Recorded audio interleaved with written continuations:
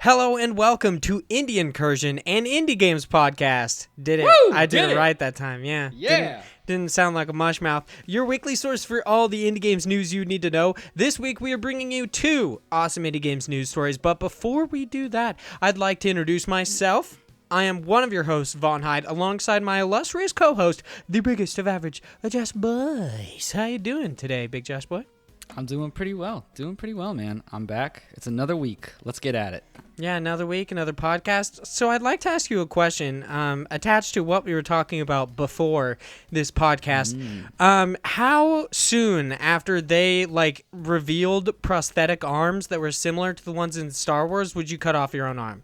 Oh, that's a good question. I mean, how advanced are these arms? Like it's and just also, like a real arm. It's like iRobot basically, where like Will Smith's character basically just has an arm, but it turns out it's actually a robot arm, and he uses some weird spray paint to make it look like skin.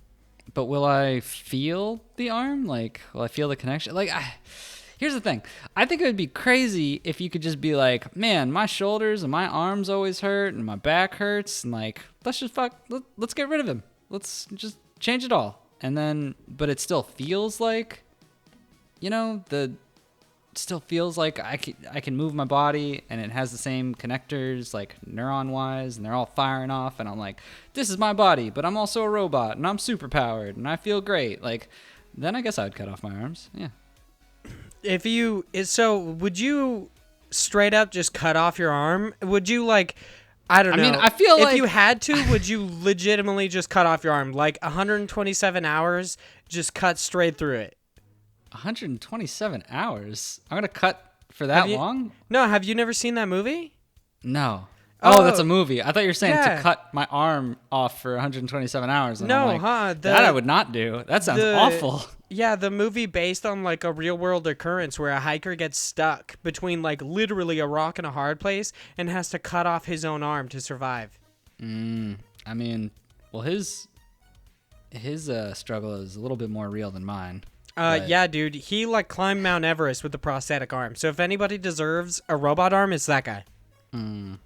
I mean, it depends. Is the doctor like, hey, buddy, I can only give these if people are stupid enough to cut their arm off in front of me, and then you can have it. Specifically, only that situation. Why? I don't understand why I couldn't be like, hey, doc, cut off my arm. Cut off my arm for me so I don't feel it in some way, or like I don't know why he'd be like, nah, you definitely have to take control on this one. I don't know. Maybe this is a fictional scenario where it's obviously a fictional scenario. Well, let me explain a little bit more. Maybe this is a world where you want to have feeling in this prosthetic arm. Maybe you have to open up your brain to so much pain that's when this technology can truly merge with your body. Maybe that's how. You never know, dude. Wow. I mean, we're building a whole fictional universe of people just cutting off dicks and stuff. So they got robotic dick. That'd be awesome. I don't know if I'd do the robot dick one. No, I'll stick with my guy. What if you could feel it though? I mean, you'd feel the robot penis, and you could control when your boners happen. I mean, I can for the most part do that on my own as well. I don't know, dude. RBS rampant. is a serious issue. You're just randomly standing there, and you're just like. It's boner time. Yeah, it's like, hey, did you know that you have a boner? And no, I mean, well, didn't know he's that got a at mind all. of its own. He does what he wants. It's boner time. It's boner time. Yeah, you could control your own, whether you're flaccid or hard. You choose whether you're at 6 or midnight. You wouldn't do that? But once again, you'd have to cut off your own penis. No, I think I'm good on this. You know what? I don't want to cut any body part off. I think it'd be lovely if, for some tragic reason, I end up losing a body part, and that the possibility of being like, oh, by the way, here's a robot arm instead. That'd be great, but I don't think I would ever actively be like, all right, this arm has got to go. I would cut off my arm so fast. You're a psychopath. Yeah, that creepy doctor that for some reason loves to watch people mutilate themselves. I'd be like, "You ready for this, dude?" And I just hack it off with a cleaver. I'd be ready. But then he'd be like, oh, man, I don't have the model that you want in stock. And I'd be like, fuck, dude, I just cut off my arm for no reason. You should have fucking told me. Like, afterwards, he's like, yeah, no, I didn't that's, think you were that's gonna not do a it real now. thing. Yeah, he's like, that's not a real thing, dude. Why'd you do that? That was uncalled for. He, at that point, is so traumatized that he can't attach your arm. He's just like, I can't do it, dude. That was so fucked up. I need to go, like, see my therapist. Damn. Yeah. See, you freaked out a doctor. See, I don't know. It'd just be so cool to have a robot arm. Maybe one day. I wouldn't do 2, though. I would only have 1 robot arm. What? Why? I don't know. I feel like it's just, like, it'd be cool to just have 1 robot arm. 2 robot arms, like, let's say I couldn't feel with this robot arm. At least I could touch with the other one. You know what I mean? Like, it's like, oh, my skin is so soft. The other one, I'd just be like cold freaking steel. Get me? I guess. I don't know. This is dumb. So what have you been playing this week, speaking of robot arms? Speaking of well, I mean, not at all, but yeah. It's like a vacuum. It's an extension of himself. I wouldn't call a vacuum a robot arm, though. But you're correct, yeah. I wouldn't call that either. Well, on that magnificent transition, I've been playing Luigi's Mansion 3. I'm pretty much a Nintendo scrub this week. All I've been doing is playing Nintendo games, Luigi's Mansion and Ring Fit Adventure. Ring Fit I already talked about. I'm keeping up my work, trying to keep those buns of steel going, baby. But Luigi's Mansion 3 is the definite new thing, and honestly, it's a lot of fun. So if you've heard or looked at reviews, this game is obviously doing pretty well for itself. It's generally in like the, good to great kind of range. And honestly, I think it really deserves it from where the original kind of started from. I think they added a lot of elements that are really fun to it. The main premise of this game is you're basically Luigi who goes to this hotel that you were invited to, and you're with Peach and Mario and a bunch of toads. And then all of a sudden, lo and behold, of course, he's tricked, and it's actually an evil hotel, and there's ghosts, which, I mean, the story, whatever, it's fine. It's the same thing, but it's still relatively good because of the way they do it. The one thing about this game is really from, like, a technological perspective and from the art style of it, it's really amazing to look at. Like, this game is super pretty. It's kind of insane what the Switch is capable of when the main first party developers are really putting it to its test. And it's super smooth too. But the story of it is just, you're in a hotel, it's spooky ghosts, they captured your family and friends, you gotta save them. So what happens is, essentially, and it's kind of like one of those things where you're like, okay, this is just too good to be true, where you're Luigi and you're running away from the ghosts at the first part where your friends get captured, and you just randomly find a car that has the vacuum cleaner in it, and he's just like, ho! Is this just any vacuum cleaner? It's a specific... It's a special vacuum cleaner? Yeah, it's the Portageist goo thing. I don't know. I don't remember the exact name. But anyway, it's this specific one that was created by Professor Egad, and it's just there because Professor Egad was also there, but was trapped in something, and you had to save him. But it was just like all this, like a little too convenient for everything to just be laid out here for you. But regardless, it's a lot of fun, and it's very clever in the way they've done this, because you're essentially going through this hotel, and each boss or each level, like floor of the hotel that you go to, you'll end up finding new elevator buttons.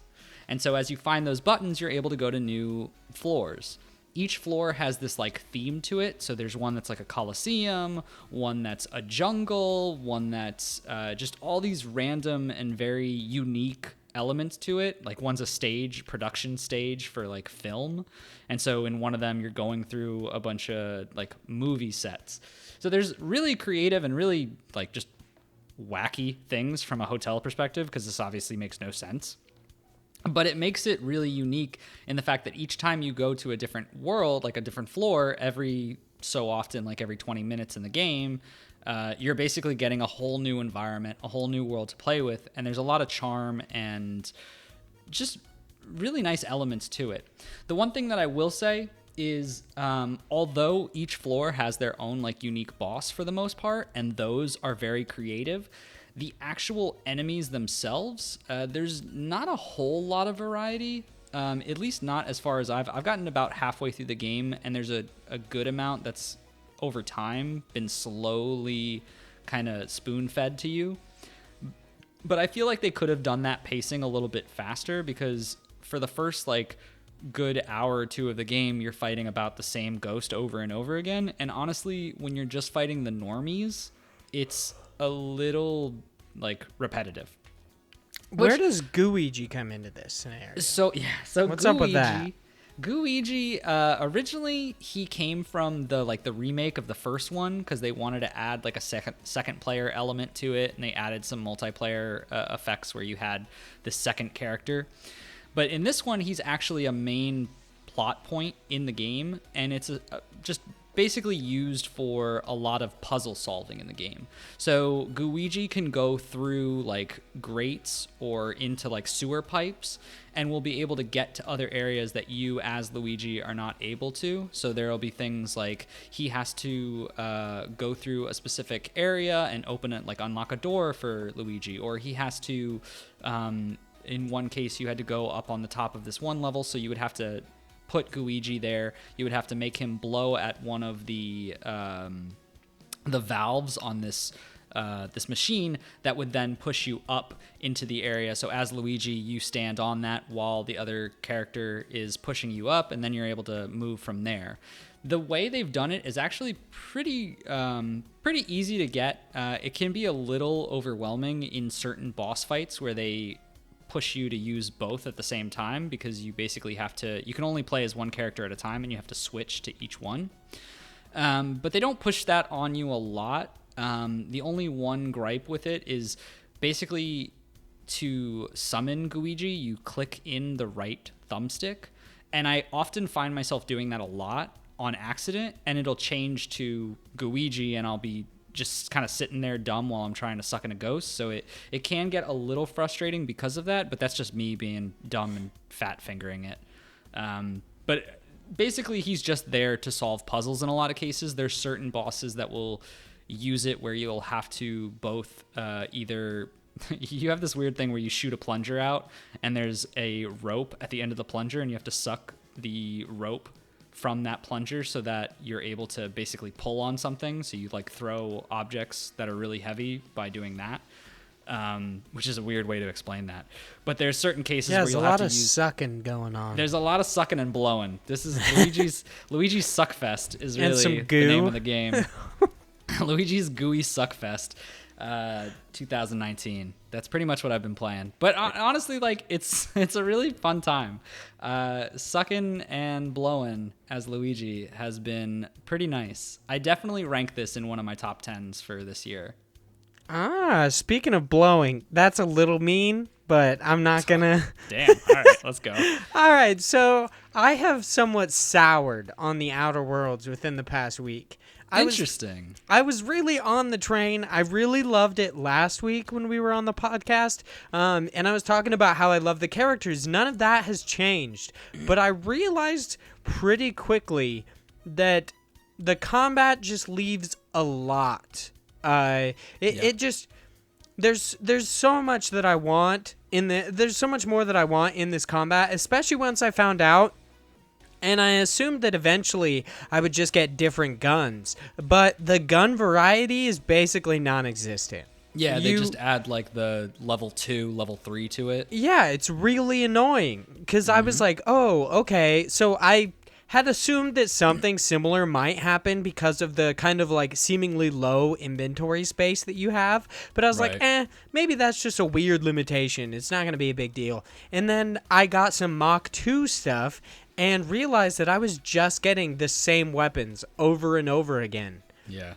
And honestly, the fact that like there's no romance, and I cannot get any like better gear for the most part, and even the like science weapons and the like special one-off pieces of gear that they have actual names, they're still not interesting. And in most cases with the weapons, they're just the same thing. Not the science weapons. The science weapons are actually really cool, but they're pretty useless in a lot of cases. Like, I wish they would have been a little bit more versatile in you being able to use those. Yeah, because they, like, so from what I understand, they scale with your science skill, but if you don't put anything into it, they're just dick. They're just, like, they suck ass. The only one that was really cool, and I haven't gotten, I should preface this with, I have not gotten all of them, obviously. I've only gotten, like, 2 or 3, I think. The shrink ray is really, really cool. I think that one is really cool. I also have the hammer and the kind of like, it's kind of like a taser staff. I have those 3. The shrink ray is a really cool idea. The other 2 are just like, okay, I have better hammers. This one is not that good. And this weird staff thing also have better, like, weird electric batons. And they're just not interesting. And then you've got your named weapons that are like, oh, this is going to be really cool. Like, I went on a quest with some cannibals in it, and I was like, that was an interesting quest. And I get up to the top, and there's, like, this knife hanging in this dude. So it's like, oh, cool, it's a named weapon. So I picked it up, and it was just, like, it was the exact same looking weapon, but with a name. And I was like, are you fucking kidding me? Like, I like thinking about you with that same inflection, just being like, that was a cool quest. And that's, like, all, like, literally, you don't say a single thing, and it's just you in your room alone. Just that one part, you're like, just That's that so one, cool. that, like, sign of approval. Like, good quest. Have you gotten to Monarch yet? Do you know what quest I'm talking about? Yeah, no, I do. Yeah, so that one is actually kind of interesting. I liked that quest, especially because, like, so once you go up to the top, which once I entered their house, and I think her name is Nyoka, your companion that you receive on Monarch, who's really cool, but right as you enter the house, she's like, yeah, these people are fucked up. Like, there's something weird going on in this house. And I was like, yeah, I'm almost 100% sure they're cannibals. And then, like, they were like, oh, sit down to eat. And I was like, you literally look like a crazy person. Yeah. I will not do that. So then I was like, you know what? I'm just going to go look upstairs. Of course, you find a fucking dead body, and he's got a knife sticking in him, and then it's like, escape. And you can easily jump from the second story, but I was like, fuck that. And I just went downstairs and killed them all. I was like, fuck these guys. They're fucking cannibals. Yeah, I didn't even notice that you could. I guess I wasn't paying attention. I didn't see that you could jump down. So I just, like, I saw it and was like, oh, this isn't good. Yeah. There's like there's 3 floors. On the second floor, there's a door that just goes outside. Yeah, I'm like, I didn't even pay attention to that. Yeah, I honestly wondered. I was like, how did that guy not escape? It's so fucking easy to get out of this house. Speaking of, the combat is so easy. I had initially started off playing normal, and then I was like, this isn't that hard. So I just steadily increased the difficulty until I got to the highest difficulty without going for the survival difficulty, because and Chase put this really well. My best friend Chase put this really well. I'm looking for difficulty, not an inconvenience. So the stuff that it gives you is so inconvenient. It's like ridiculous. It's like, oh, the limitations it puts on you is like, oh, you can only save at your ship. You have a limited number of auto saves. You have to eat, sleep, and you have to like eat, sleep, and like drink. And it's like, okay, this is a cool survival mechanic, but why can't I save anywhere? And the only place you can fast travel is to your ship. Right. Yeah. No, I mean, and I didn't even look at that, but when all of these games, like the Fallout games, do this kind of thing where they have that survival mode, I just hate it. Like, that's not the game I'm looking for, and I don't enjoy playing with those weird stipulations. Like, I want it to just be difficult because I want, the enemies to be beefier, to have them actually be smarter in the AI sense. Like, I'm sure they could do that in a way where, in the easier levels, they're kind of dumber. Like, dude, they're all dumb. I know. Even putting it on harder difficulties, it's like they don't get smarter, they just hit harder. Yeah, for sure. Because I've heard this from multiple people that literally a lot of people started out on normal, because generally that's what I play on anyway, is because that's like, how the game is intended. So I'm like, all right, I'll see what it's like. And if I want, I can bump it up. And I played for a good portion of the game and I was like, this is a cakewalk. There's literally nothing that will ever kill me. And then I went to hard mode and it's like, okay, I just have to be like one tiny bit smarter about how I go in there and use my the companion abilities to make sure that I actually round out the damage to certain units. But like other than that, it's really nothing. And I refuse to go on this like eat and drink rampage because that's just not what I want to do from a game. Like I have to eat and drink in real life. I don't care to do it in a video game. See, I wouldn't mind the survival difficulty if it didn't have weird limitations to I wouldn't mind if I only had to eat, sleep, and drink, and I wouldn't mind if I could only save in my ship. Mm-hmm. Those aren't super annoying. Sure, they're slightly inconvenient, but that is a little bit of an added difficulty. But they also add the fact that you can't fast travel anywhere but to your ship. And I'm like, why? Weird. What is the point of that? That's so weird. And it's just, I don't understand that. I would be totally fine with actually upping to the survival difficulty to see if it got any bit harder, but it's just not worth it now. And like you said, you kind of have to use the companion abilities. Those are so fucking overpowered. It's ridiculous. So Parvati, literally hers, is to just incapacitate everyone. Literally, doesn't matter what they are. It could be a fucking Manta Queen, which seems to be, they've touted this as basically, the hardest enemy in the game up till now. I killed, 40. Just on Monarch. I just fucking kill them all. Yeah, no, they're not, though, because there's things called, megas. Yeah, no, I've run into them, too. Fucking murdered them. Not hard at all. There's, literally, once you put it up to hard, they're everywhere. They're the megas and colossals and stuff are everywhere, and you go to fight them and they're just super easy. It's literally attaching getting an assault rifle, putting a larger mag on it and just putting a good sight. It's like a fucking laser beam. Yeah. I just run through shit. I'm like, this is literally nothing even touches me. I think I've had to heal myself once. I'm like, And it's pretty dumb. The issue that I have with survival, which I just remembered, is that your companions die. Oh. So if they go down, they fucking die, which makes sense because it is a survival difficulty. Also something.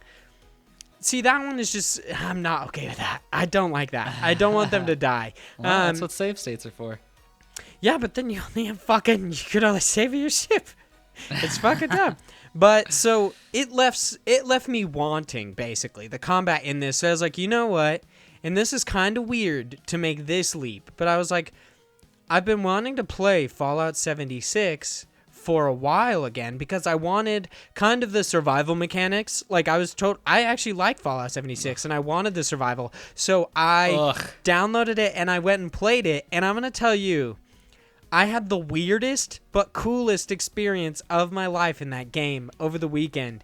There was this guy that just would not leave me alone. He kept following me. And I was like, dude, fuck off. And finally I was like, you know what? Whatever. I'll follow you. I don't care. And then this guy takes me to this weird scenic overlook, looks out, and I'm like, okay, cool. Are you showing me something? I thought you were going to do something. And then he takes me to, his camp, because everybody can make their camp. He makes me Raider leathers, and then has me put them on. And so I straight up, think I'm going to get murdered or some shit. I'm like, this is real, this is, Deliverance level rapey vibes right now, dude. It's very creepy. Yeah, this is so weird. And then he, just disappears. He, logs out. So I was like, okay, cool, I'm going to go back to what I was doing now that this guy will leave me the fuck alone. So I run away, and then just randomly while I'm doing something, because you can actually hear area audio. If somebody has a mic on, they can just talk to you. Right. And so I'm just doing it. I'm doing my thing, kind of killing some robots and stuff, and I hear oh, there you are. This guy fucking followed me. He found me, and he had his mic on, and I didn't, because I didn't want to talk to this fucking psychopath. And so you know the whole shtick of Fallout 76 is that they don't have NPCs or human NPCs because the humans that exist within the game, the other players, are meant to be NPCs. Yeah, This he guy sure was was. doing that. Yeah, he sure fucking was. It was so cool. And he's like, I'm a raider and I survive out here. And he was like, okay, it was kind of, it was like he was patronizing me because he was like, oh yeah, I'm gonna teach you how to survive. I was like, dude, I like have a level 30 character. I know how to play this game. I'm like literally just playing a new character because I wanted to make a scrap samurai. Like which is so fucking hard to find a sword, dude. There's like no swords in that game. I'm just running around with a baseball bat, like beating the shit out of stuff. But You gotta start somewhere. yeah, that's an aside. So this guy takes me to the weirdest fucking places for literally no reason. Just he walks me there and then he's like, now you go ahead and you take us back to camp. And he's like, I'm going to follow you. And I was like, this is so fucking uncomfortable. That is very odd. Like But, I said, the fucking weirdest and most interesting experience I've ever had playing a video game. I mean, I guess that's what they wanted, right? Yeah, it was just so odd. But I, of course, eventually was like, you know what, dude? I want everything that this game gives me, but a story. So I was like, I'm going to play Fallout 4. So I downloaded Fallout 4, wanted to play all the DLC. The DLC was previously on sale, wasn't at the time that I wanted to actually buy it. So I ended up, I looked for the season pass and it was like $60. I was like, gee, oh my God. Damn, that's still 60? Yeah, well, I mean, it is a deal because 2 of the DLCs by themselves are almost $60. So I was like, okay, whatever. Like, I want the season pass a lot, and I remembered that GameStop had it on sale. They didn't at that time, and I was like, fuck. But it turned out, and this is like it's a loop-de-loop, I guess. It's a little bit of a walk. Best Buy had it on sale. I went and bought the last copy they had, started playing some Fallout 4. That's some good shit, dude. And I didn't even like... I bought the Game of the Year edition just because it has a digital code on the inside. It was $25 versus $60. So it's like, I just literally want the season pass. Digital. It's the way of the future. What are you talking about digital? I had to buy it physically for $25 to get the digital code. Digitally, the season pass was $60 fucking dollars. Yeah, but it's still just digital. I hate you. That shit is useless. It's the same thing Fallout 76 did to me, where they just gave me a box with a friggin' number Well, it in did have a disc. It has a disc. It's just the Fallout 4 disc, but then the season pass is digital, which is so annoying because I liked it when they previously just put that content on the disc, but I would assume that it would make it too large of a disc. Yeah, you'd probably need 2. Yeah, and it would be like a Red Dead scenario where it's 2 discs, or supposedly The Last of Us 2 is possibly going to be 2 discs. So I like download that, and I was like, yeah, I'm super excited to play all the DLC. Haven't even done that. I started over. I've been playing it ever since. It's fantastic. Oh my goodness. Yeah. I don't know. To be honest, Fallout 4, I enjoyed it. I don't think it was better than 3 though. I don't like Fallout 3. Really? Yeah, I just don't like it. So that's why I had no issues with it. I've heard people's complaints about it and them coming into it expecting it to be like Fallout 3 or better. Right. And I came into it completely blank slate other than having played New Vegas, and I was like, this shit's sweet. I love this. And it has, I mean, the building system definitely, like, it has issues. I'm gonna be real there. That's super annoying, but overall, it's a fun game. I really like it. Yeah, it was pretty good. I think the settlement thing was pretty annoying, and if I would have known that after you save one, they just become pesky and it's never so stop annoying. like complaining, I would have never done that part. But I think, like, yeah, it's basically that I was expecting it from Fallout 3 to have like a crazy improvement, and it was just more of the same, which is fine. Like, for me, I had fun with it, but there's people who like play this game religiously, and I'll never get into it that way, and that's fine. But I just wish it would have been a little bit more from like the series in general. Yeah. Plus, I wasn't as crazy about the story in 4. I thought it was okay. I thought it was really interesting, actually not only giving you a voice, which I thought was really cool, and it added to the whole like character dynamic, but also having you pursue your son, I thought was really cool, because it was like, yeah, I had no motivation pretty much in like, I mean, you try to find your dad in Fallout 3, and I was like, I don't really give a shit about him, dude. He left me in this vault. Like, he's kind of a dick. And then in New Vegas, you're literally just on a revenge. Like, you're on a tirade because this fucking dickhead shot you. And it's like, okay, I get that. I'll kill that guy. I don't care. But I actually liked having an emotional attachment to something, actually enjoying Sean and wanting to save my kid. And then when it's like the twist, he fucking got out like 50 years ago. And I'm like, I'm fucking old as shit. I know, yeah. I thought it was really cool. I still haven't finished it. I've never beaten Fallout 4. I've never actually taken any of them. Specifically because you have to side with one of the factions, and I never knew which one to do. Because the Railroad basically just care about synths. They're like, oh yeah, fuck everybody else. Like, the ghouls are disgusting. Like, they eat shit. Humans don't care about them. Just the synths are cool. And I was like, that's weird. And then freaking the Brotherhood of Steel is the exact opposite. They're like, humans are the only ones who matter. Fuck everybody else. And I'm like, the ghouls used to be humans, dude. Like, what is your problem here? So did the synths. I don't understand your issue. And then I feel like the freaking Minutemen are the only ones that are chill. They're just like, yeah, we're just saving the day. No big deal. That's what they gotta do. No freaking ulterior motive. They're just saving the day. So yeah, I really sounds like you picked your choice. Yeah, I'm going to eventually beat it, especially because now I want the platinum, just because it's super easy looking. There's no actual like difficulty tied trophies. You just have to do certain things in the game.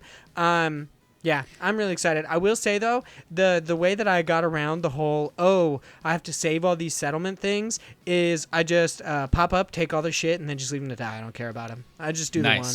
Yeah, I just build up Sanctuary to look fucking dope. So, no big deal. But we are about, 30 minutes into this podcast? I think it's about time we get into the news. Well, hold up. Before we do, I have a quick question about this. Because you said originally that Outer Worlds was amazing, and then you're kind of going a little south on it, and I was pretty much the same last week when I talked about it. Do you think that if Fallout didn't have such a declining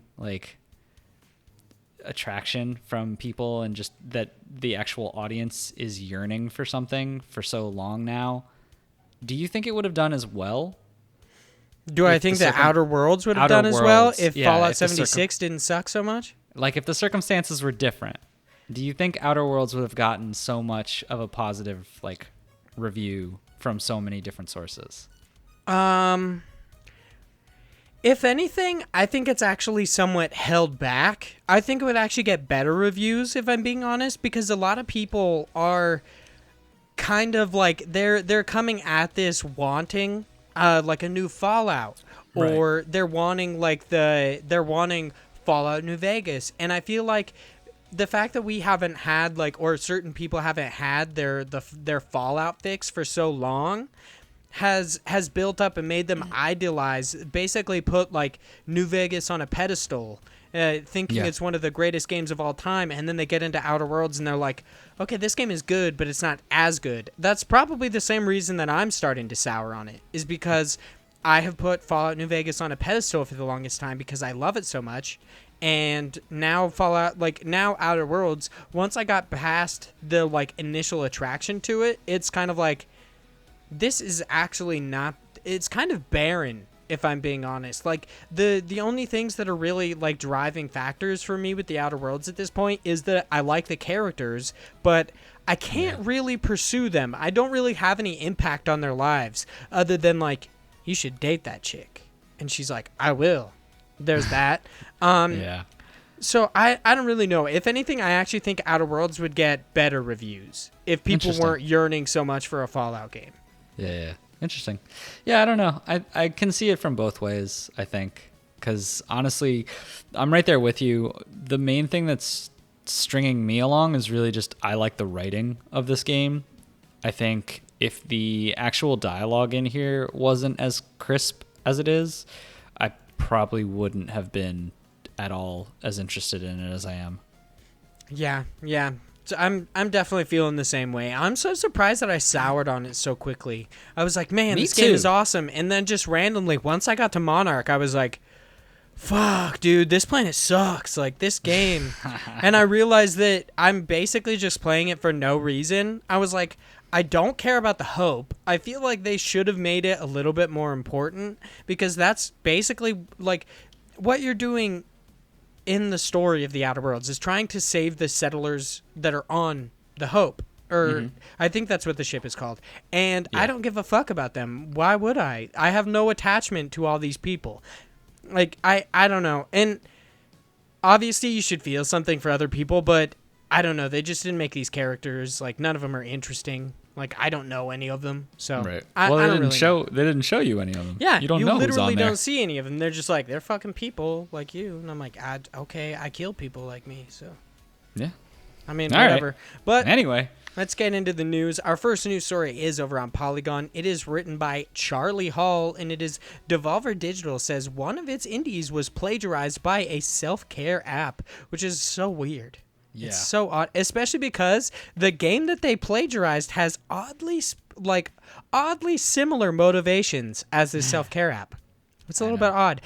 So Gris, or Gris, however you want to say it, is a moving game about working through trauma. The debut effort from, I'm going to say Nomada Studio, because I'm not 100% sure. A small team in Barcelona, Spain. It ranks, and I know that some people say Barcelona or whatever. I'm not going to say that. I mean, I guess I just did. So, so you're full of shit. Yeah. I mean, that's well documented on this podcast. But that place in Spain, it ranks among our top 50 games of 2018. One of the things that pushed it to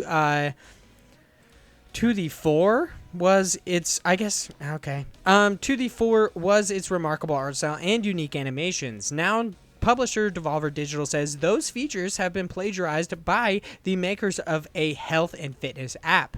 The Fabulous app, at Get the Fabulous, ripped off Gris, Devolver tweeted this morning, and is a reminder to all devs to be mindful of big companies and brands stealing creative work from smaller studios. The video evidence Devolver provided is fairly damning. The uncanny similarities between the Fabulous animations and the main character in Gris. Both have a flowing gown that billows around them. Both sit in the palm of a similarly massive hand. Both move with remarkable grace in exactly the same ways. Devolver's attempt at publicly shaming the makers of the app has so far been retweeted more than 750 times. I assume as of writing this article. I don't think it's they've like updated huge that. now. Yeah. I mean, right here it says 3,319 people are talking about this. So, Jesus, included by the team at Nomada. According to TechCrunch, the Fabulous was founded in 2013, based in France. That doesn't really matter. I'm not going to say anything about that. So they updated this story to talk about, they reached out to the Fabulous CEO for comment, and she said in an email that their team has pulled down the video in question, and wrongdoing from our side is not intentional. While they say the issue is still under investigation internally, Hussein, which is the CEO's last name, speculated that it might be that one of our artists or freelancers got inspired by a game that they liked. Hussein also characterized the team behind Fabulous as very small and unlike the big companies mentioned in Devolver's tweet. I don't think that really makes up for straight up just kind of plagiarizing them, but okay. I mean, I understand. She's basically just arguing semantics, but I guess I do that all the time. So how do you feel about this? Do you think it's straight up just plagiarism, or do you think it's kind of an homage? It's plagiarism at its finest. I mean, it's definitely not an homage. Like, an homage would be if they were using that kind of silhouette character, but it was something completely different. But I mean, you can clearly see that in like almost every single frame of animation, it's frame by frame a replica. there's like only one portion of it that's obviously different, and the rest of it is just minuscule detail changes. From the fact of like the way her dress is flowing in the wind, though, like it's exactly the same. You can't argue that. What I would be interested to see is, so Devolver tweeted out this video of the comparison side by side. I wonder if the video is actually longer on the Fabulous's side. Oh, well, we don't know now. Yeah, I'm not 100% sure. It would be interesting if it actually was longer and they just copied like a couple that sections, but portion. It's still but it would still be plagiarism, but in a much smaller scale, I guess. I mean, but does that make it like, does that warrant it to be correct? Nah, but the CEO would definitely point out that it's on a smaller scale because, you know, they're not a big company. I mean, what does that matter? Just because you're a small company doesn't mean you get to steal things. It's so stupid. I love that she points it out. That is not a big company. I'm like, we're a small company. Are you trying to shoot for sympathy? We're a small company, so we have to get by stealing other stuff. We can't design it ourselves, you know? It's so weird. Yeah, this is straight up just plagiarism. Yeah. I mean, and part of me feels a little bit bad because, you know, it's not like the full company that did that. It's like a few people who had that in their mind, and there's probably people who didn't even know. But like those few in the team that did that really screwed it up for this company because their like social media image is really tarnished. You look at their Twitter page right now and you go to any of their recent posts, all of them, the comments are just riddled with people just attacking this company.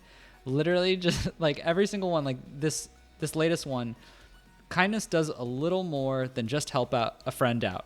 It's got its benefits for you too. Tag someone who didn't know these facts. And it's like a picture of some images, like some image on just random facts about life and being healthy. And in the comments, there's just people just showing that comparison video, pictures of random clowns, pictures of that image, but with all of the words erased, and basically benefits of not stealing from an artist's basic decency. Artists get paid, keep your credibility, no groveling, apologies later. Like scroll down even further. Where's the other one? There's another where an act of kindness you can do is pay royalties to the Grease devs for the IP designs you stole. Like just all kinds of people just so upset, and it's like they don't stop. They've been posting like every other day, and people are just, they keep yelling at them. Yeah, it seems like they're just continuously clowning on these people. I actually didn't know that was happening. I saw that Devolver posted this the other day, and I was like, man, that's fucked up. But I mean, I didn't think to go and start clowning out the Fabulous, I guess. Yeah, it's pretty, I mean, from my side, it's pretty hilarious because some of these are quite good, but damn, like if I worked in this company, I would feel so shitty. Yeah, if you also worked in this company, you'd be like, who the fuck did that, dude? Like, what did you do? What did you do? Yeah, like you said, this person or she, this person, has irreparably damaged this company's credibility for probably years, I would say, because I'm not going to say the rest of time, because let's be real, I probably shouldn't even say years. It'll probably blow over in like a week. Yeah, Nobody sure. even think of it. It probably won't be the end of it, but there's definitely a lot of people that they lost on this because, especially with the video game Grease having that same kind of, you know, tone, and it's the same fucking themes as this app. Like, which if there are people who are playing this, you would think that they're, you know, they warrant that same kind of behavior and mentality, which would possibly lead them to be consumers of this app, and you just lost all of those. Yeah, it's super uncomfortable. That's basically all I have to say for this story. So Devolver Digital also has some other stuff to say. Devolver Development is worried by PS Plus, Xbox Game Pass, and Apple Arcade, and here's why. This is a story over on GameSpot written by Eddie McCooch, something. I still don't know how to say his name. One day we'll get it. Yeah, he writes for GameSpot, though, so feel free to check out this article. Subscription services in gaming are only growing more prominent over time. Apple's arcade service gives iOS gamers hundreds of games for a small monthly fee, while Xbox Game Pass and PlayStation Plus have offered console models of the same for some time now.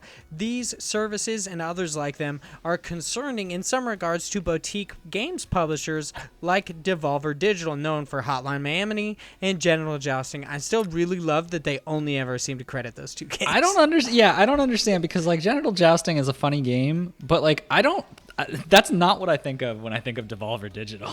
Yeah, neither would I. I literally didn't even know genital jousting existed until we started talking about this. But co-founder Graham Struthers told GameSpot that the increasing popularity of subscription services is worrying because it could lead to a situation where games get buried. The thinking is that subscription packages are so stuffed with games that subscribers might have a difficulty finding something to play. Anyone who has used Netflix is aware of this phenomenon. That's so true, dude. There's so much shit on Netflix. It's excessive. The world of subscription is a worry.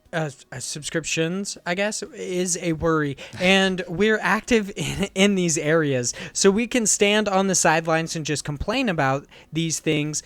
Game Pass, PlayStation Plus, and Apple Arcade.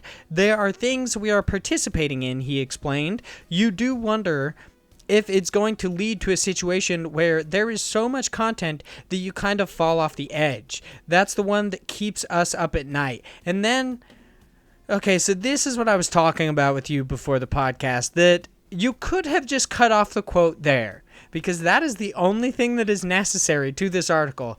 But instead, they go on to say, that is the one that keeps us up at night, that and Donald Trump and Boris Johnson. Why? That literally lends nothing to this article other than to let me know that Graham Struthers, not exactly a Trump 2020 fan, and thinks Boris Johnson is probably an idiot. Thanks. Well, I mean, he needed to get his point across. Apparently freaking Eddie McCook also needed to get that point across because he decided to include it in this article for some reason. Also banned from Hearthstone for a year. Dude, maybe we should just ban like 90% of the Earth from Hearthstone. Right? I'd be okay with that. Then there'd be like 3 people playing Hearthstone. That's not math, actually, because there's a lot more than that, but whatever. Microsoft's data regarding Xbox Game Pass paints a much more positive picture of the impact that the service can have on users. Just recently, ID at Xbox boss Agostino Simonetta, maybe. Yeah, sounds about right to me. Yes. Told GamesIndustry.biz that subscribers are playing 40% more games, which includes titles outside the titles outside the Game Pass library. Additionally, 91% of polled subscribers said they played a title they otherwise would not have tried were it not in the catalog. Additionally, Microsoft's data says members are playing 30% more games than before subscribing. Also, in our interview. Where did they get that metric? If I wasn't ever on the Xbox community, obviously I'm playing more now that I'm there.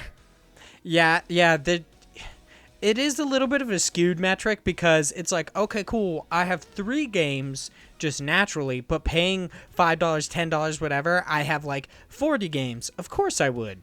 That just makes sense. Like you're just getting use out of the money that you pay. But right. I do think that it is a good thing. I think Game Pass is a good thing. The one thing that they don't really bring up in this article that I think they may, I don't know, that is a good counterpoint to Graham's issues with this, is that these issues already exist. Overcrowding already exists in every game store. If I want to go try to find freaking the latest, greatest Metroidvania, for some reason on PlayStation, there is not, like, there's like 4 genres that they include, which is like action, adventure, arcade, and like puzzles or something like that. They don't have a good way to sort through genres. And even then, like, there's not subgenres like roguelike and stuff, whereas Steam has those things, but there's just so much on Steam. Like, everybody can get their game on Steam, so there's so much there. There's no quality control. These games are being lost already. I mean, if you're looking for a Metroidvania, just open up your Switch. Like one of the top Yeah. latest 6 games will be probably one of those. I mean, just a random example. If I'm looking for a Metroidvania, I might as well just beat Hollow Knight. You know what I mean? But I mean that new one's coming out soon. I hope Silk Song is coming out soon. I'm sure it is. I can feel it.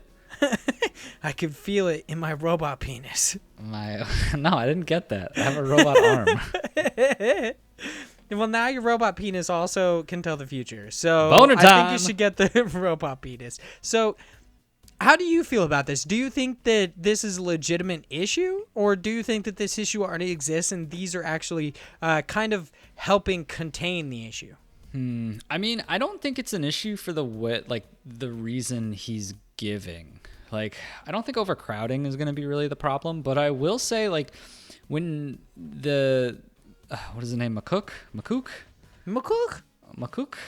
McCook, when he brought up the, like, hey, this is pretty relatable to the Netflix phenomenon of you looking at games and being like, or looking at movies or shows and being like, there's literally nothing, even though there's so much. And you get the same feeling when you're going through like basic cable, when you have like all these channels and you're like, oh, there's nothing to watch, even though I have so much going on, because there's this weird, like, there's so much content, I have to play the right one, because what's the point? Like, I should be able to find that hidden gem since I have so much available. So I think like one of the issues will be the fact that, yeah, it's obviously going to get overcrowded, and for that reason maybe they'll stay in that area, but that doesn't really have anything to do with the fact that they're a specific subset out of that. Like, overcrowding from a Steam perspective is an issue because there's so many games, right? But you're still looking in that same catalog. His like real concern is that from my side as a consumer, I just signed up with Xbox Game Pass.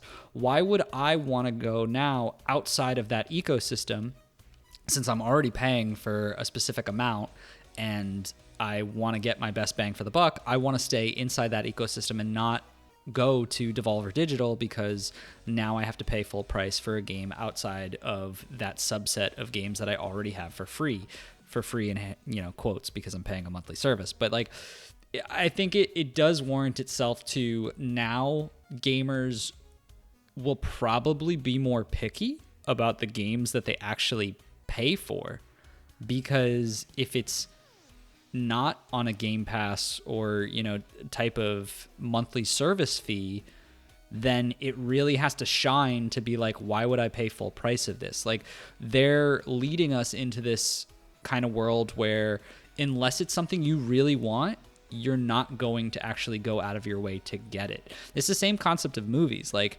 when there's not a specific movie or something that I'm looking for and I can't find it on Netflix, I usually will just be like, maybe it'll come eventually.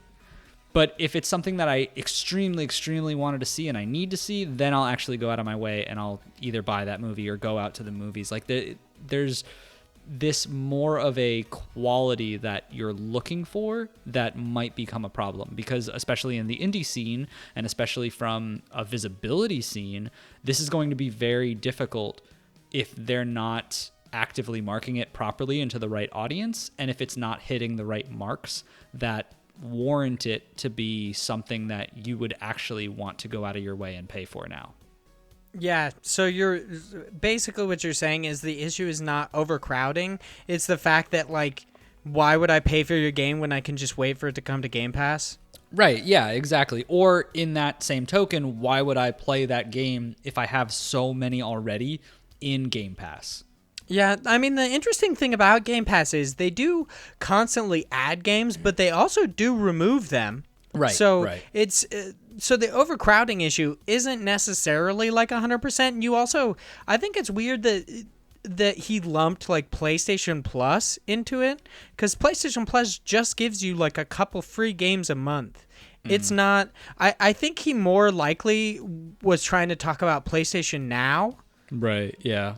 But I'm not 100% sure. I I don't know. I feel like the whole thing is kind of an issue. I think we just need better sorting tools. And you do bring up a good point, is that people really need to like start thinking about the way that they market their games, because eventually we're just not going to give a shit about it. And that really sucks. Because right now we barely pay any amount for indie games as is. We like, for the most part, refuse to pay over $20 for them. So yeah.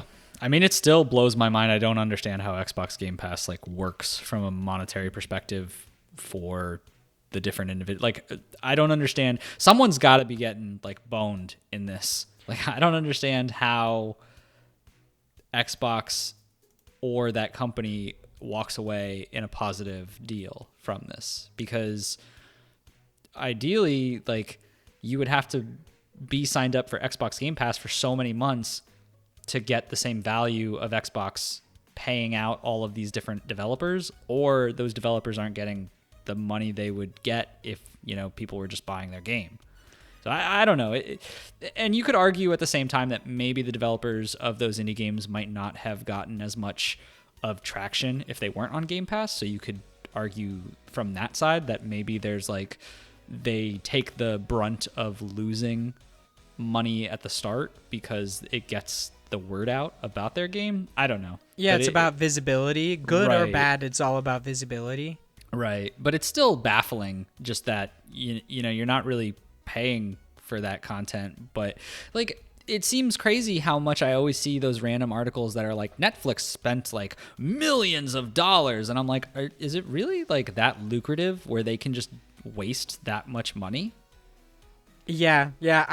So that actually brings up something that I think is really weird. That people are also focused on like THQ Nordic constantly buying different studios and like buying different IP, and they're like, how do they have this money? How are they making money? And nobody's like, how the fuck does Xbox Game Pass work?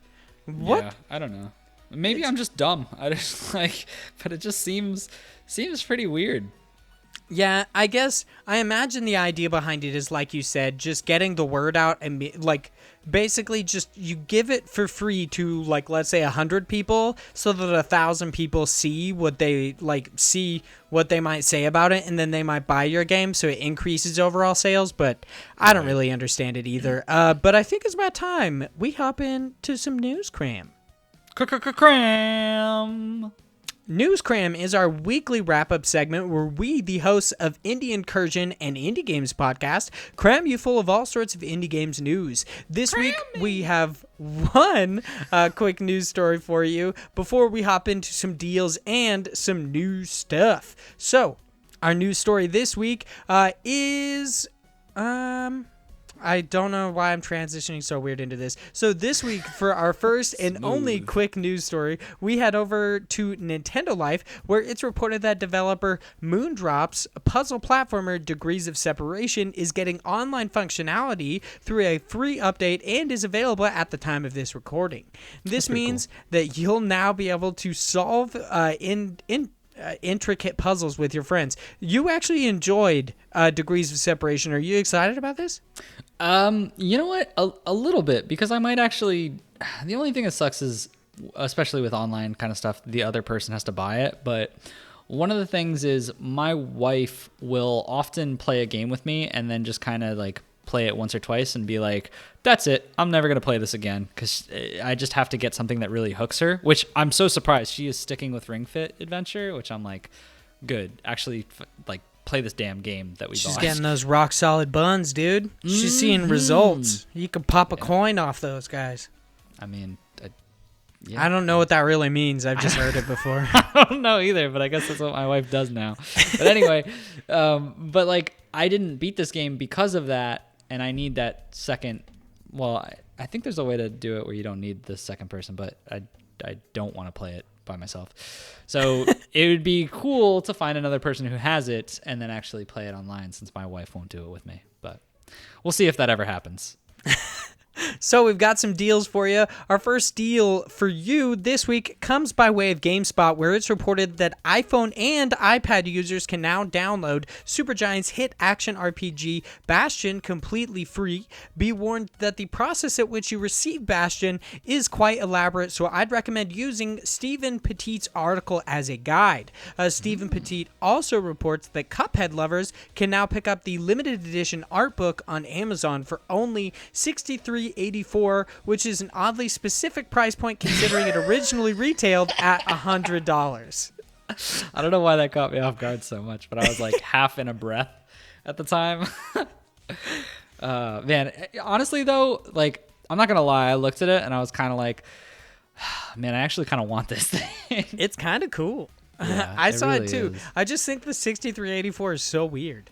It is Why? a little odd. It's also too much for my taste, but it does look really cool. Yeah, it is just an art book. It'd be like a conversation piece for the most Yeah, part. exactly. It's like, it's a nice thing to keep out in the middle of like the living room or in a specific office, like on a shelf that people would obviously see and be like, oh yeah, this is my Cuphead art book, you know, such fancy living and such. Fancy living. 63.84 or whatever the fuck it is. I paid the full $100 for that bad boy. Oh yeah, no discount from me. I'm Just Mr. start lying to Moneybags. people. Once again over at GameSpot, Janae Sitzes, maybe? I don't know how to say her name. Maybe she stands. Maybe. Reports that Stardew Valley has received a hefty price cut. Hefty is what I meant to say, and I said happy. Hefty price cut on iOS and Android devices, dropping from $8 to a low price of $5. I would say that's hefty because it's a full $3. That's a whole heft. And Lafty, fuck, dude. God damn it. And lastly, Ryan Craddock over on Nintendo Life reports that Signature Edition is currently running a reserve stock sale. Participants can expect a standard 10% off some products, with additional discounts ranging from 15% off 2 titles all the way to 25% off 4. But this is a limited time sale, so make sure you check out these sweet deals on some awesome physical games while you still can. I can't believe I said Lafty. That Lafty Taffy. All right, and now to some new stuff. Our first 4 items in new stuff. And I will say, I keep this the same way every time because I know Nintendo Life is going to have like 5 news stories that I use. Yeah. Because nobody else reports on stuff other than Twinfinite, and Twinfinite barely does. So thank you, Nintendo Life. But our first 4 news stories come by way of Nintendo Life, where it reports that grotesque action platformer Blasphemous is getting a limited physical release through Limited Run Games on November 15th. SteamWorld Quest is getting a physical release exclusively through Super Rare Games, with the pre-orders going live on November 17th, or 7th, not 17th, 7th. Bloodstained Ritual of the Night has finally received a much-needed graphics and performance enhancement on the Nintendo Switch. If you've seen the pictures, it still looks like shit. It looks like dick. Before, dude. it was like blurry dick. Now it's dick. I looked at those images, the before and after, and I was like, what is the difference? Yeah. I could not see a difference. Me neither. It was like 1.5, 1.75, and I was like... It's a joke, right? These are the same picture. It's the same freaking pictures. Granted, if it runs a little bit better, and I was reading the comments, and there were some people who were like, "It is an improvement, but it's not like the best." So I was like, "All right, you still got some room for improvement, guys." Yeah, if there was anything I would tote with this, is that it's performance enhancements. I would not say graphics, because then you get shit like us being like, "It's the same. Yeah, It doesn't look any different." Well, at least step in the right direction. Yeah, hopefully they continue to patch it. Only took how long? How many episodes have we been ragging on them for? It's only been like a couple months. That's acceptable. And cute dog-centric action-adventure game Balthazar's Dream is headed to the Nintendo Switch eShop on November 14th. And lastly, Twinfinite reports that bullet hell typing game Texorcist, the story of Ray Bibia, is now available on the Mac App Store. So, Big Josh Boy. We have been blessed That's with me. so many amazing indie games news stories today that I think it's about time we give back to the creators in our next segment. God bless the crowd. This is where biggest average Josh Boy goes That's into me. all sorts of different crowdfunding sites, finds some awesome indie games for us to talk about, and we talk about them right here, right on here. Right now. Today we've got one is Vertebreaker. Evil is about to get boned. There's so many boner jokes in this. I know, dude. It's boner time. So the last name of the character is Boner. It's and then his first name is Richard. So his name is Dick Boner. Yeah, it's This good. is a special kind of humor that I definitely enjoy. So this is by, I believe, Headcannon. They currently looking for $275,000, and they have big one. $13,651 with 23 days left to go. The first tier that you can get in on is, of course, the one I hate the most. The special thanks is $5 or more. Then you've got $15 to get the game and your name in the credits. How do you feel about Vertebreaker? Dude, it looks pretty sweet. I'm not gonna lie. So these are the people who created Sonic Mania, who like worked on it, and they did an amazing job with that. And you can definitely tell that it's super, super inspired by the same kind of graphics, the same kind of mechanics, the same kind of music. Like, if you listen to the music samples on this, it's so Sonic-esque, and I love it. I don't know what it is about the music that's in Sonic or from the Sega Genesis, but it just sounds so good to me. That weird, like, synth noise, it's perfect. Now that you point out that this is the team behind Sonic Mania, which it actually says on here, and I should have paid attention, this makes so much more sense now. Because my main issue with this game was actually that it seems like you would, so you basically have like a grappling hook for the most part. It's like a hook shot, which I actually really, really enjoy. But I was thinking that it would make it to where, like, oh, you're shooting through these levels super quickly, so you're probably just going to end up skipping over all the cool stuff within these levels. But now that you said that this is made by the same people who made Sonic Mania, that totally makes sense. Because the only platformer I could compare it to was Sonic. I was like, yeah, this just looks like Sonic, which in Sonic, the whole objective of the game is speed, so it makes sense that you shoot through them. And this makes so much sense, too. I have to say, I really, really enjoy the hook shot just because it reminds me so much of Flint Hook. Such a good game. Never So played awesome. it, but I've always wanted to get it, but it's one of those things where it's just always been on the back burner for me. It's so fucking cool. You got that hook shot. You got your freaking plasma pistol. You got your belt that I forget what it's called, but you basically just control time. It's so cool. Wow. But this is not Flint Hook. Honestly, though, like, I think watching the videos of it, it was a little difficult on the eyes, I think, in certain parts, which, granted, this is very, very alpha, before even an alpha is out of what the game looks like. I think the hook shot will probably take some work to get it to feel correct, if that makes any sense. It just seems like that could be a difficult thing to play with, just because you are bouncing around and trying to go essentially as fast as you would in a Sonic game. But I think if it's done correctly, this could be, a lot of fun. I think the trajectory that you're moving in here, there's a lot of that. Like, the first time I saw it, I was like, wow, I bet this game, if it does come out, would be amazing to watch as like a speed run kind of a thing. Because I'm sure, because you could finish this so quick. yeah, there's like, watching it, like, there's definitely like little things, physics based, of like how you actually shoot your hook shot and how you go around the map, since there's different curves on the map. Like, I'm sure it could be a crazy thing to watch. And I'm sure it would be a lot of fun as well, just from, the normal stance of, I just want to play a game where it's kind of like Sonic, but I'm this bone guy who's just hook shotting all around and fighting enemies. It's very in that homage of the Sega Genesis period of time, which I have some nostalgia for, but I think that because they're the team that did Sonic Mania, I have faith that they'll be able to do it, because they did a phenomenal job with that game.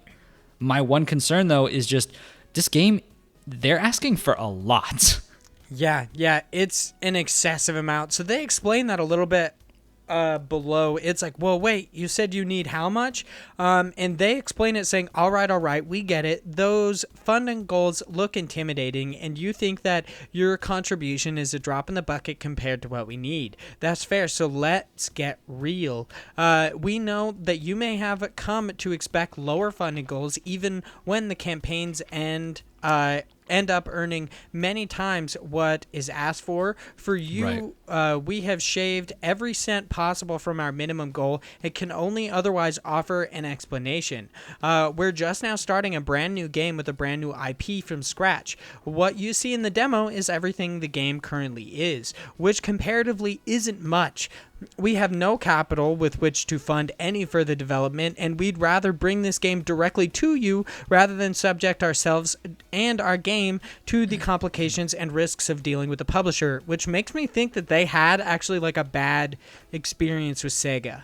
Yeah, maybe. I mean, I think, yeah. I mean, artistically and creatively, there's a lot of issues with having a publisher because, you know, you are limited in some of the choices you make. So it might just be that they weren't really like burned on the idea, but they want that freedom to create something new and that they hold as, you know, their own.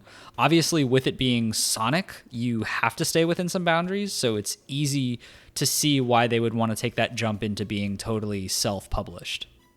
You know what I find super weird about this, other than the like massive, the massive like goal, is that their stretch goals. Normally, stretch goals would be cool things to strive for, like Nintendo Switch ports, or like Hollow Knight had like, you could get a bunch of different characters, own stories. These ones stretch goals are basically just for them. Just for the developers, like an additional artist to take the load off of Andy and keeps things going smoothly and looking good. That's for $300,000. $315,000 is an editor for creating custom Bone Zone levels, which I guess that's kind of for people. A Nintendo Switch port at $330,000, and then just like, more funds equal more fun or whatever. I don't understand how these stretch goals are any incentive for people to continue to donate. Yeah. Other than the Nintendo Switch port.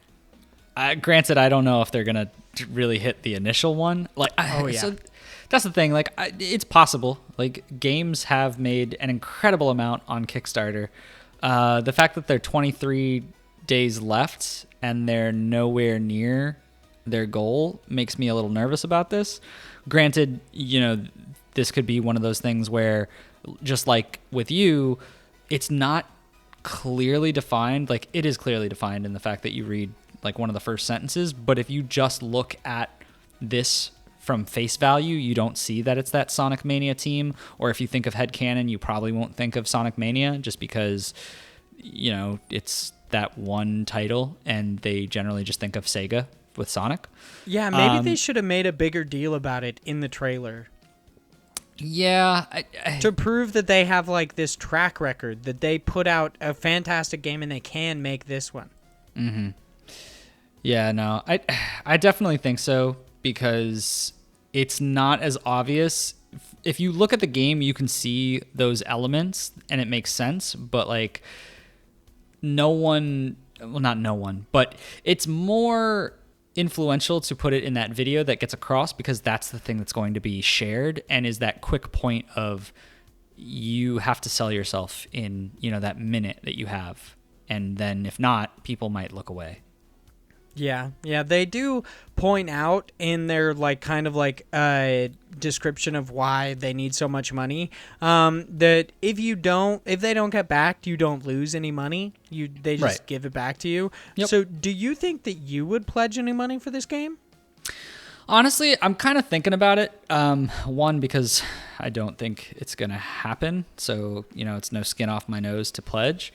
But if it did, I wouldn't be, you know, upset, because, hey, I would actually get the game and I'm not going to it's not going to break the bank by giving up $15. But it really depends. Like, this is the thing that's hard with Kickstarters, I think, is because a lot of like funding and money or campaigns is a very psychological thing.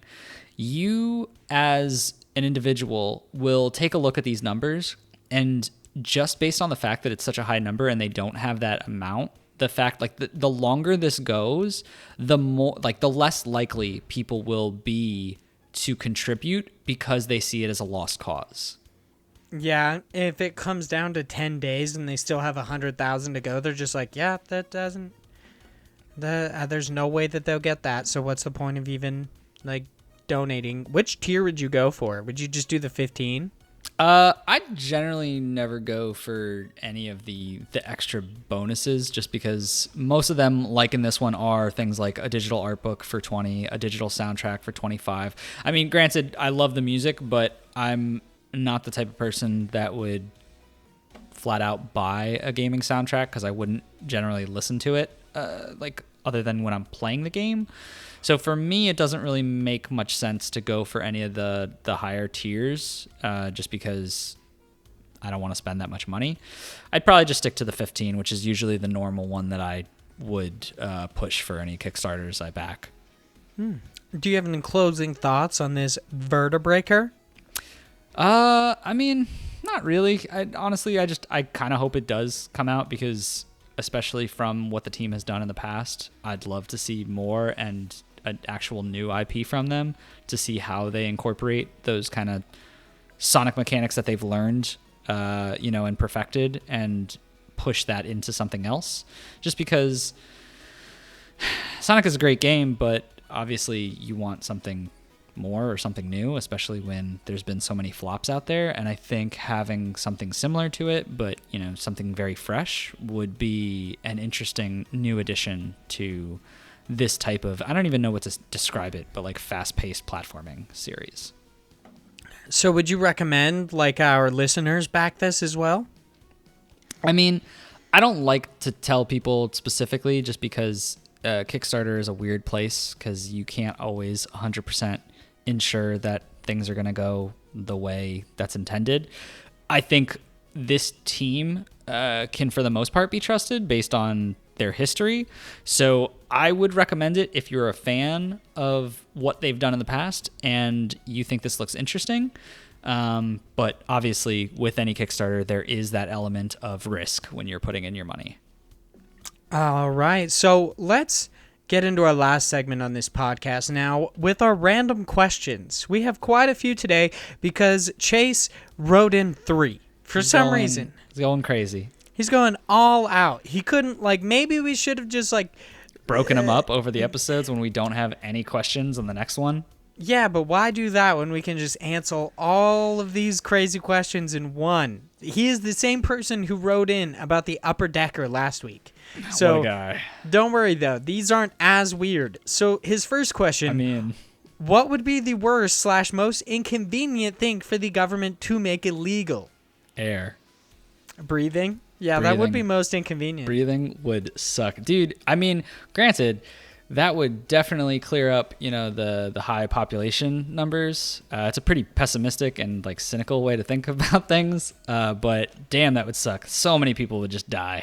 Yeah, it'd be like an apocalyptic event. 90% of the world would be wiped out, and only the fucking water polo team still exists. Yeah, it would just yeah, they're just really good at holding their breath. Yeah, the government makes it illegal, and they're like, I don't have to It's kind of like that. I don't have to outrun the bear. I just have to outrun you.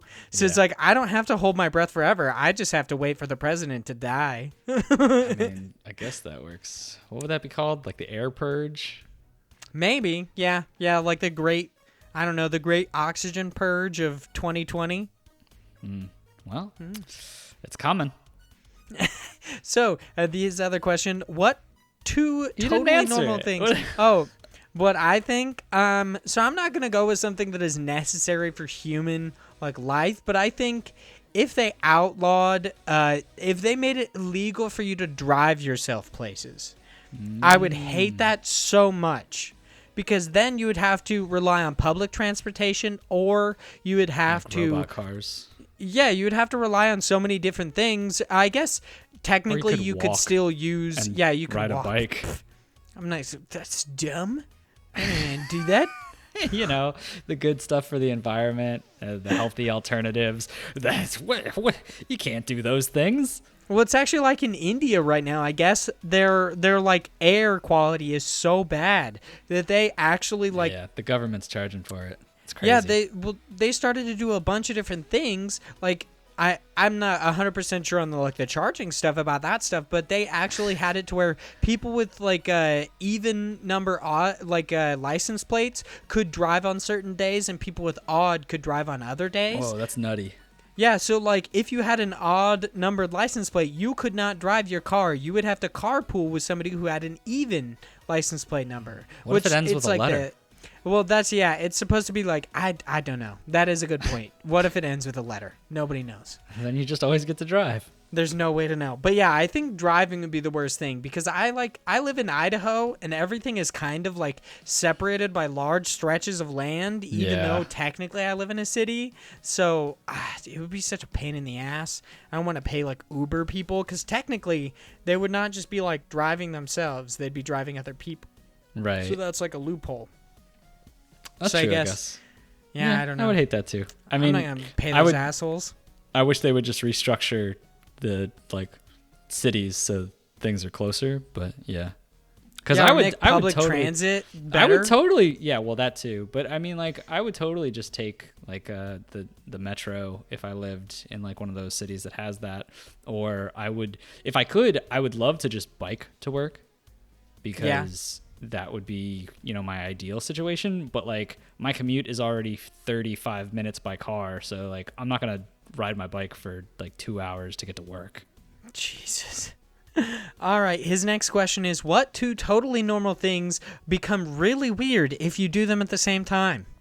All right, so I'm going to change this a little bit, and I'm going to change this question to food, because that's originally what I thought it was, and I enjoyed it because I instantly thought of what two normal things, when you pair them together, become super weird, and I just thought of bubblegum and ice cream.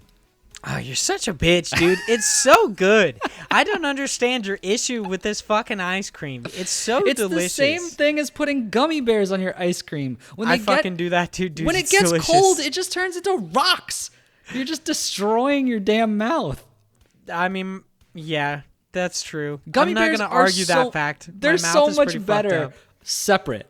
It's like if I had gummy bears and I ate just a handful of gummy bears and then I took a bite of ice cream, like, that's fine. That's good.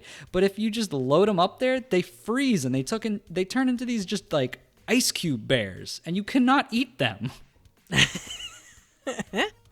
I love that we have such like first world problems that we're just like, I know, my gummy bears get cold in my ice cream. We just went from the air quality is so bad that you can't drive your car to being like, the gummy bears, you can't put them here. Get too hard. They hurt my teeth. They hurt my teeth, my baby teeth. They're like, man up, I can't breathe. The struggle is real. So two normally things put together that are really weird. Let's say there's a lot. Eating and pooping. That's pretty weird. I'm going to say I find pooping in pretty much anything other than maybe talking on the phone or texting, surfing the web. My wife literally, I just got a new phone, and my wife literally said, because it's much bigger than like one of my older phones that I've ever had, and she goes, don't poop and text. And I was like, what? And she's like, I'm afraid you're gonna drop it in the toilet. I'm like, I think I'll be fine. I'm so afraid of that. I basically like hold my arms 100% out. Like, no, I don't bend my arms when I poop and text. I can barely see the screen. I'm just like, I'm not dropping this bitch in the toilet. And then when I get up, I put it on the counter so that there's no way that it will fall on the toilet. But then I'm always like worried that I'll get up. Yeah, and accidentally knock it off. Drop it right in there. Yeah. My fiance has dropped her phone in the toilet multiple times. Wow, that's gross. Yeah, several times. She's a special girl. Yeah, well, yeah. What are you gonna do? It takes a special person to be a toilet bowl dropper. Speaking of fiancés, and this is a big one here. Oh yeah, okay. Yeah. Could you ever date somebody with the same name as a sibling or your parent? Yeah. Why not? Really? I mean, yeah. As long as they don't look like my sibling or parent. Name. Yeah, I had a person that I was going with that had the same name as one of my siblings. See, I'm not talking about like the first name. They have the full name. What? It's How the would that be same possible? name. You can have the same name as somebody. It's same not like last fucking name, too? World of Warcraft where they're like, nah, those two can't exist. I mean, Fuck that. maybe if you have something generic like John Smith, but like Put some numbers in your name. how? Yeah. I find that's such a small scenario of possibility. Like how often are you gonna find that other Mary Smith and you're like, oh, I'm John Smith and my sister is Mary Smith, so we can't date. Like it's not gonna happen. But in that specific scenario, could you date them? Sure. You'd be why not? totally fine with like smashing. You're clapping cheeks. You're pounding that ass. Maybe that's And what I want. Just randomly, you're like, oh yeah, Dana, and your mom's name is Dana or some shit. You're like, ugh. Okay, first off, these made up names. Dana. My mom's name is Jaylyn, by the way. So Jaylyn, by the way. I think it would be so weird. I couldn't do it. I'd be like, nah, dude, nah. I don't know. I think it would be more annoying for the other like family members and friends because it would be confusing when you're like, yeah, I'm dating Dana. And you're like, you're dating your mom? And be like, nah, man, I'm dating Dana. Yeah, you'd always have to specify. Yeah. Like I think Like that who would exactly be the problem. you're talking to? The actual like smashing is fine. Like, you know, as long as it doesn't look like your sibling or parent, I think it's fine. You're like, you know what? Fuck them. Yeah, Fuck them. As Big Josh Boy always says, fuck them. Fuck them. Literally, you have to fuck them. All right, let's get into Joseph's question over here, which is not really a question. Thanks, Joseph. I really enjoy that. He is the host of Active Quest, by the way. Hop over there, listen to them. Also part of the HP Video Game Podcast Network. He says... Whoop, whoop. Once again, not a question. Talk about why the Vita deserves better. It's a damn shame what happened to that little system. I mean, do you want to go first? I feel like we should preface this with is Josh is the problem. He did not get a Vita, and he's a bitch. Excuse me. No. I am not the problem. Look, here's the thing. The Vita is not a Nintendo Game Boy. Really? And because of that, I don't care. The only handheld system you'd ever own other than the Switch is a Nintendo Game Boy? I mean, it was the only. Ah. Like, when I was growing up and I saw the Vita, I had no interest. And I've always, like, until the PS4, like, I had a PS2. But, and even still, like, I get their consoles, but I've never considered myself a PlayStation fan. And handheld devices always just seemed like, no, that's what Nintendo does. So I just always gravitated to it. I've never been like a crazy PlayStation boy. I've always been a Nintendo fan. The handhelds always came from Nintendo. So when the Vita came out, I was super confused. I was like, what is that? And I just didn't really care too much. When I bought my Vita, I pretty much used it as like an indie machine, which then got replaced by the Switch once I purchased the Switch.